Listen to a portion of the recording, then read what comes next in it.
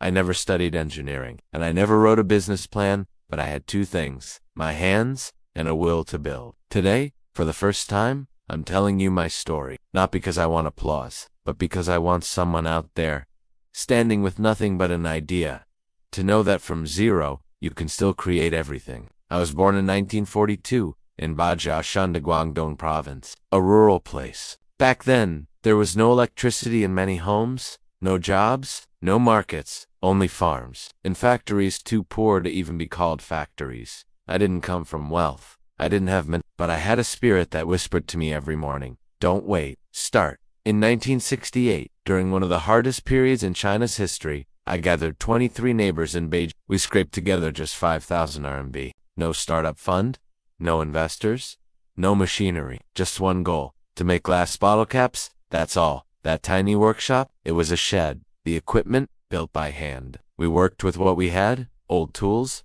recycled parts, and borrowed hope. But we believed, if we could make one product, well, we could make two, then 10, then 1,000. Kept us moving. We named the company Beijiao Plastic Production Group.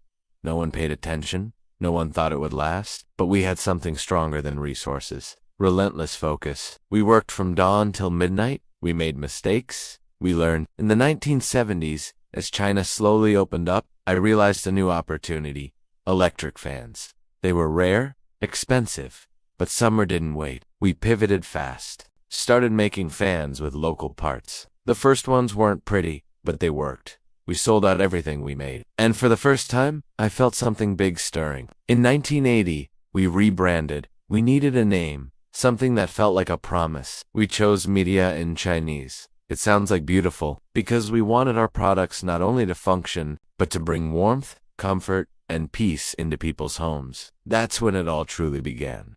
Fans turned into rice cookers, cookers into air conditioners into washing machines. Step by step, room by room, we entered people's homes, not with noise, but with reliability. We didn't talk big. We didn't chase headlines. We just built products that worked, lasted, and mattered. I didn't hire embassies. I hired people with grit, people who came from the same villages as me, people who understood hunger not metaphorically, but literally. We built our own supply chains. We trained our own engineers. We went door-to-door in new cities, convincing shops to carry media products. And in every stage of our growth, we asked just one thing: can we be better tomorrow than we were today? While others rushed into cities, we expanded through China's rural towns first. We respected every customer, rich or poor, big or small, and that's how we grew. Quietly, steadily, massively. By the 1990s, media was a household name across China, because I knew, if we can serve one village, we can serve the world. In the 2000s, we began going global.